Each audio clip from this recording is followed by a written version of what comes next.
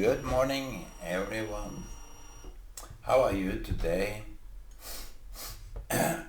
Friends, everybody is friends. Why not? I think friends goes a long way. It it doesn't only regard people that you come to know by some kind of a coincidence or some kind of hookup or whatever it was. I think I think it goes so far that it even can relate to your siblings and parents. Siblings and parents. There are very many things regarding that relationship on how you will relate to others. I think that is kind of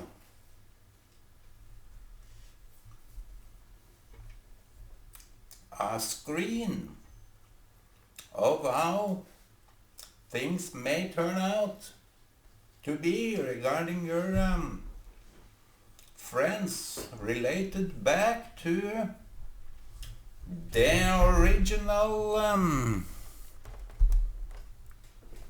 setting. The parents, them siblings, if you have,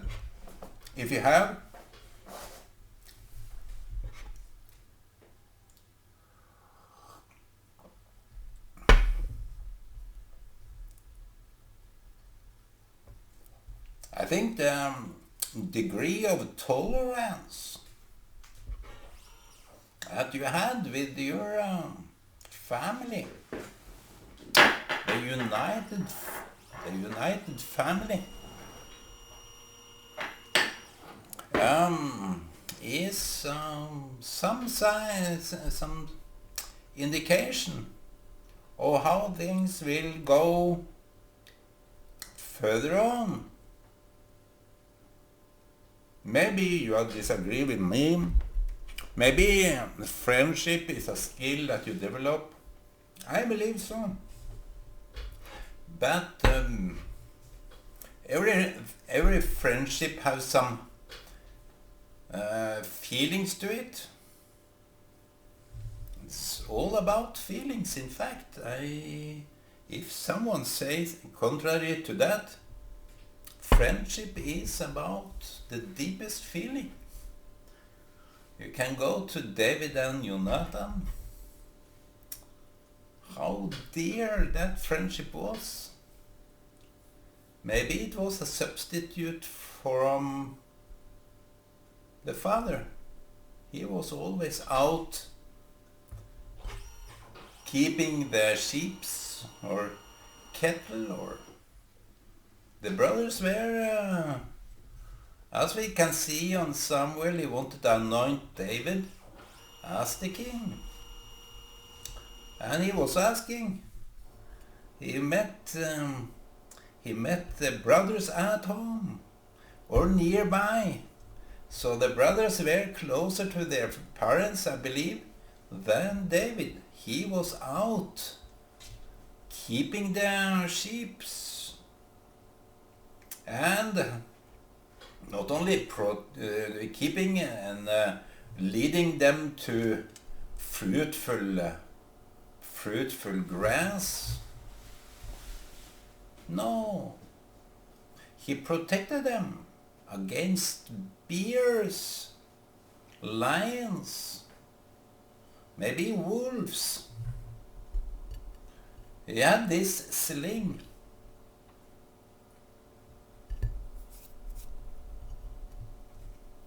He met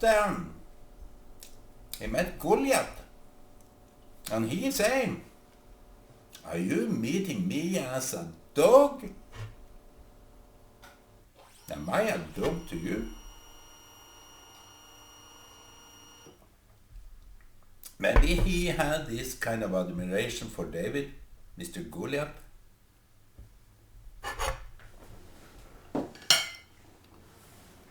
I don't believe he was a Palestinian. Goliath was making fear in the camp of the Israeli. That was Goliath. But you see, Goliath, he was big. And Palestinian, they are very, very weak. Palestinians had no chance. And to touch on the Palestinian topic is quite interesting, because now that the Israeli have the superior power over Palestinians, like if you divide, let me just take this. I'm doing some scanner here, scanning for customer that kept me sitting here for days. Nice hobby, nice.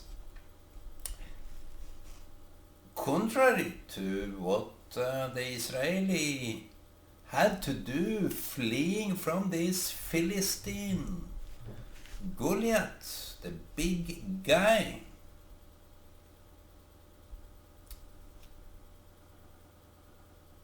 they are giving them water, electricity, employment. That is what you do with the enemy. You just give them services, rights. I follow this lady activist from Israel. I think she is married or something to an Arab. What do you do with the enemy? You marry them. Where in Sally? I think it was Sally. I don't know. I can give a link after this. If I don't, remind me of it. I saw her on Instagram, and she said there is apartheid, not in Israel but in Lebanon. There is apartheid about the Palestinians, because the Lebanon wouldn't give them employment, wouldn't give them citizenships. Citizenship. They want to ship them over to Gaza. And they are criminalized, excluded from the society. They have no rights. In Lebanon, which was the cradle of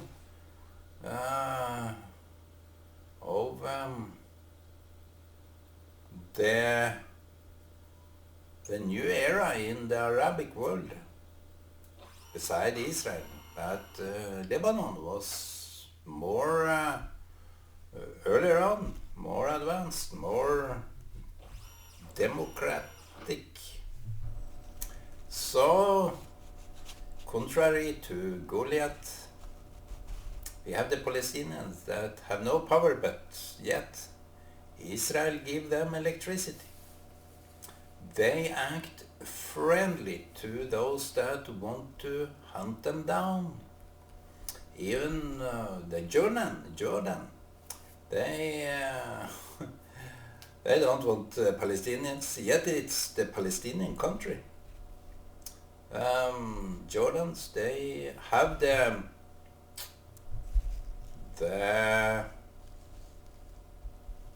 rulement over the Temple Mount in Jerusalem. And you can see, if you follow the borders, it's the Jordanian. If you go to the Temple Mount or the Mount of Olives, part of it is Jordanian. It's a friendly coexistence with Israel. So, so they blame Israel for not allowing Muslims to worship, but it's the polar opposite. The Waqf, that is the rulement of Temple Mount, is ruled that if a Jew or some Christian are having a Bible, they are not allowed. They will be chased out of this premise. But back to David, he was found by Samuel, the prophet, and kind of a brave man, this David. But the relationship with his father wasn't obviously not very good. He found a friend in Jonathan, and they were like brothers. Yet David had many siblings. It's kind of you have to pay some attention in order to see something similar, and you see that the brothers didn't really care about David so much.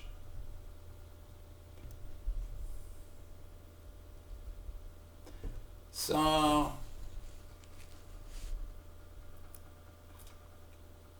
I don't think they gave him likes on Facebook either. But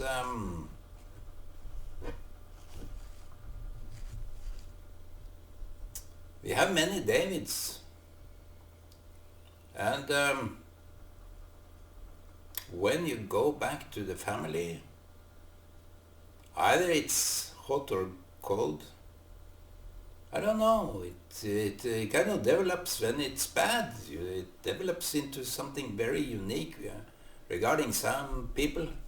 If you know some people that have very intimate relationship with their friends, maybe it was polar opposite in the family.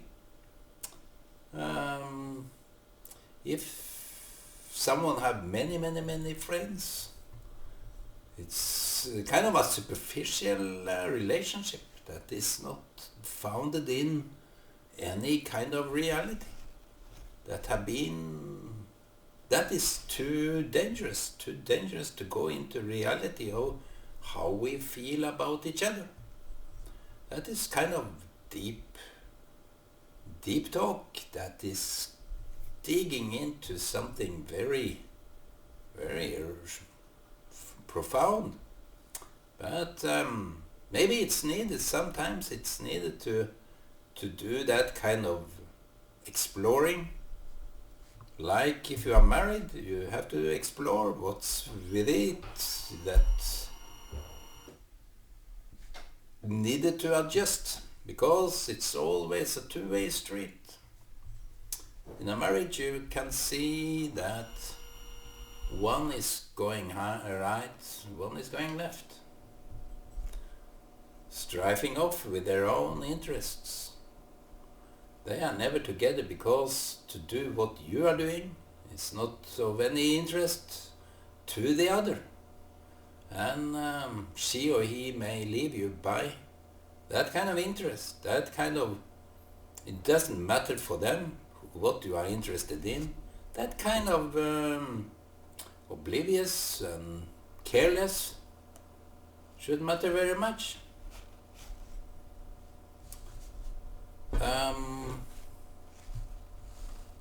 Should be the sensitivity that one have should be a concern of the other. And so, talking about friendship, it's kind of digging deep into these concerns. When you feel left out in a group, when you were a part of a group, you feel left out. It's a hard feeling. It's kind of a tormenting feeling when it's like that, because it seems that you are of no importance to your friends.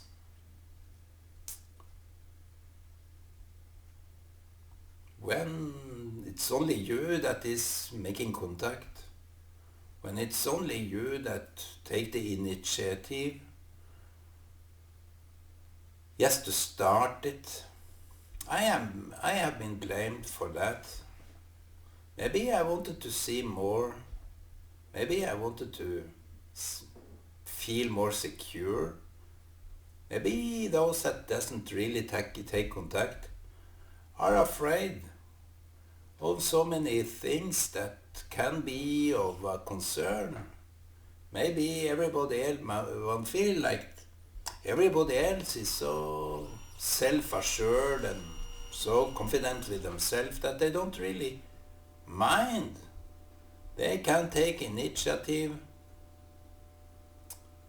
and you are not, because you have this sensitivity that is overwhelming you, and you can't really help for it, but you try maybe to get out of it because it's tormenting, it's hard, it's like a hard work. You get fatigued, you get tired, and if the relationship is somewhat of of up and downs, shows that there is life there. It's life, but it can be kind of, what is that? What is happening now? Where am I in this relationship? And you feel that everybody else is more important than you because you are not invited, you are not congratulated with your birthday or whatever it is. Maybe you feel very much left out. It's a human, I think it's a deep human feeling to feel outside. That's why we are flocking together. Many people feel insecure when they feel left out.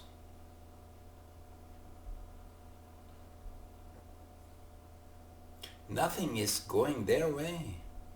I've heard, and I was like that before, that every time something is going up, it's kind of bringing me back again, down the drain.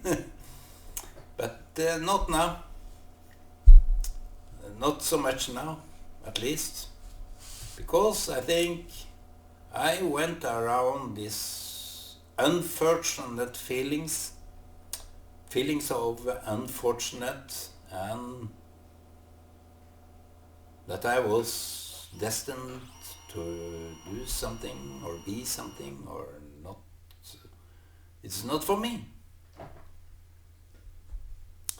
But not nowadays so much, because as long as it's possible I can do my own thing. What is the turnaround? Maybe the feeling of that you are responsible, that you have that you are in charge, you have hold the steering wheel. And when it's turning sideways, you have to see what the circumstances is before you judge it to be that's only your fault. Maybe the road was not so good. Maybe it was a ditch there that you didn't see because you were so up there, so happy, waving to everybody, and it was so nice. Everything was so nice, but you felt left out. You didn't succeed. So every time it goes up, I will be brought back home, brought back down. And someone said that it's good. It's good that you are there, because you have a sense of reality that not that kind of feeling that you are destined not to have any luck. No. I think many of those people are very... I have looked at them and maybe envy them. Why, I can't remember, but it was something about them I liked. I wish to be them. Um, Maybe the intriguing thinking of if I was them, I would do it differently. That's why I envy them. I would be them in order to prove myself that I could do it. So that is kind of you have to challenge yourself regarding other people. But not only challenging, because I grew very tired of all these debates. In the early spring of my life, I had this, I think many people, or just the closest one, reacted to every part of what I was saying. Everything I said, it was denied. It was kind of a denial of, of whatever I said. No, you are wrong. All the time. And it struck me every time that there were 4 or 5 or some that was sitting together, and I said something that was obviously for them very wrong. That kind of connection was lacking. So in any case I was saying something, it was wrong. And when I said something that maybe in reflection to that, it was brave of me. Maybe it was brave. Maybe it was, I said to some couple that was just in love before they got married, I said something like, we were together with the youth, and we had a youth meeting that was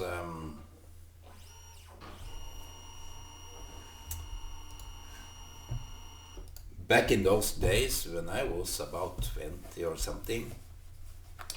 And I said something that shocked their mind, because they were kind of hugging and in full official view. And seemingly they couldn't be apart. So I said, I think those people that are here, living here, they have a double bed. And it shocked them to the degree that they laughed. I think they would rather shut me up, because that is maybe in their ear rude, but it was rude in a funny way. So I wonder why people back then, and even now, when I say something, they are so united in saying something against what I say. It's like I am a magnet to all the oppositions. It's maybe it's a quality of itself that I have, that brings people into polarization, but not with each other, just with me. I'm the only one. And that is maybe a quality, I don't know. But you see, when people are attacking, singling out someone like that, it proves that the relationship is very cranky. It's very bad. So maybe that is a topic for a whole lifetime, how to come around people that you are more or less destined to relate to, but you can't go along because you are the one seemingly they are that are sensitive. But in order to retract from people I think that is also about sensitivity. Those people, if I retract from someone, it's because I have some sensitivity to the one that I'm retracting from. If not, I would not care if I was together or not. It is okay, it's nice to be together with you. But if I'm this toxic to other people, like whenever I say something is wrong in their ears, it's wrong in any way or form. I'm born activist. I'm a natural born activist. And I remember someone that commented on this when it was viewed from afar or from a distance. Ole, this is just hideous. How people can behave in our own home when people are acting like that, it's hideous. It's kind of humiliating to the home that they were visiting. So I tend to agree with that. When people can't really respect, they have to be united, not show any differences with themselves, and so against you, so against the only one. So I know a little bit about being excluded, being exposed in a way that is not good for anybody to go through. I don't wish for that. It's like the apartheid in your own the closest related. It's like you are there to please them. So that is kind of, how can you bear with that over lifetime? You know that you are not foolish. You know by yourself that you are sometimes right. Obviously everybody have to adjust to some intellectual brain activity, but when you even though you are not, if you have some different opinion, just come with it. You are liberated. You are free to say whatever you like. So my friends, people that behave bad with you, you should know that it's not you that is wrong. Not always. I can be wrong. I can say some things that can harm people, obviously. I have been told that you, Ole, you can hurt other people. It made me think, yes, I'm not only the sensitive, but when you are that sensitive, you are also able to hurt other people. And that should go a long way in the reflections of the relationship with other people. That you are somewhat toxic, you are somewhat not so nice to be together with. I don't know. Maybe someone is not good in certain relationships, so you have to really separate. You have to really drift apart in order to establish new bonds, new good bonds, and maybe after some time you learn maybe some different habits, but be first and foremost a blessing not only for others but for yourself.